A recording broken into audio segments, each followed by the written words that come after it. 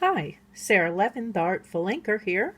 I'm an independent Stampin' Up! Demonstrator in the United States, and today I'm here with a one simple trick video to help you with your ink blending. So I'm going to start with a piece of basic white and grab my scrap paper here, and I'm sure that by now you have seen the new blending brushes from Stampin' Up! They're in the January to June mini catalog.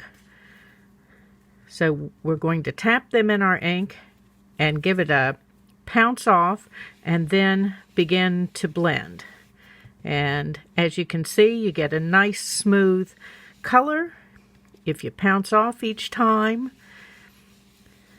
And that color is great, but sometimes you would like that color to be more intense.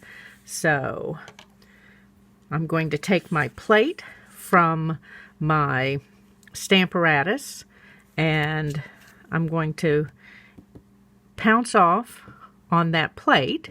Now the ink doesn't dry as quickly on the plate, and you'll notice after we do this a couple of times that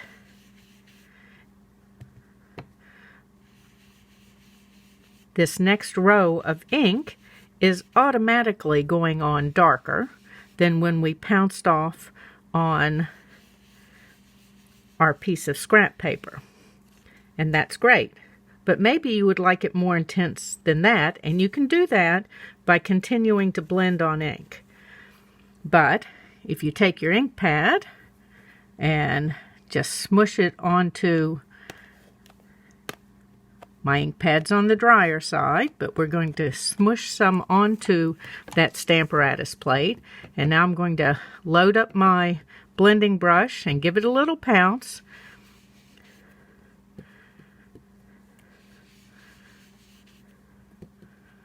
And I'm going right next to that last line. And you can automatically see that here you also get a degree of darkness more just in one pass.